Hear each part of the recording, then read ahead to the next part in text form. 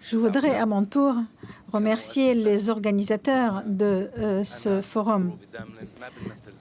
Personnellement, et Madame Damlin, nous représentons donc le Forum des parents israélo-palestiniens pour la réconciliation. Je suis donc membre fondateur de cette organisation. L'on a entendu parler de la part de nos collègues de l'importance de l'éducation, de la culture. Bien entendu, la culture, l'éducation, partout dans le monde est différent de la situation en Palestine. Lorsque vous êtes né en tant que réfugié, que vous avez toute l'histoire de souffrance de votre pays, de votre peuple, de vos parents, de votre famille. Et quelle que soit la situation, vous êtes incapable de recevoir l'éducation. Il existe un seul espace dans votre vie. Vous pensez qu'à libérer votre pays pour être porteur de l'histoire de votre peuple dont vous faites partie intégrante. Et lorsque vous perdez ce dont vous avez de plus cher dans le monde, votre père, personnellement, j'ai perdu mon père en 2002. Il a été tué par les soldats israéliens, sans raison valable, sans aucune justification, simplement parce qu'il y avait un conflit, parce qu'il y avait une violence, parce qu'il y avait une occupation et parce que nous étions en Palestine et nous sommes en Palestine. Et après cette tragédie que j'ai vécue, qu'a vécue toute ma famille, nous avons devant nous plusieurs décisions à prendre. Lorsque vous vivez une telle tragédie, vous devez vous exprimer votre identité, exprimer votre souffrance.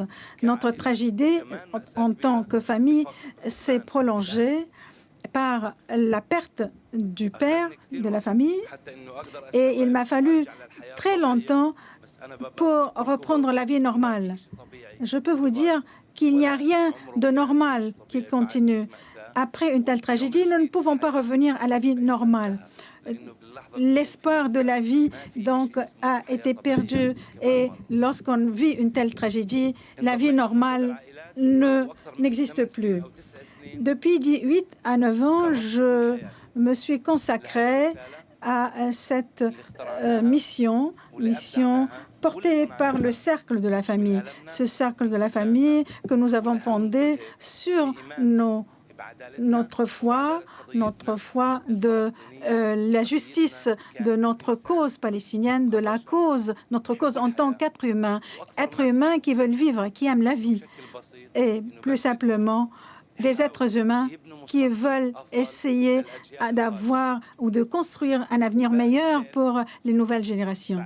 Hier soir, après le dîner, et lorsque je suis revenue à mon hôtel, je suis restée jusqu'à 8 h à 9 h du matin avec ma épouse, mes 2 enfants, mes 2 filles, afin d'être sûre de leur sécurité, parce qu'il y avait plus de 1000 soldats dans notre camp palestinien.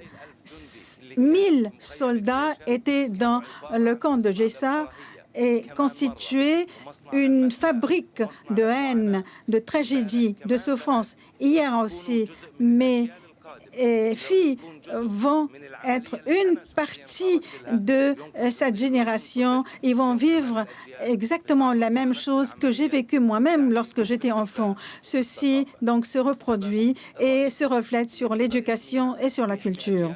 Si nous voulons vraiment nous défendre et défendre les générations futures, ce n'est pas de chercher qui est responsable, qui a falsifié l'histoire.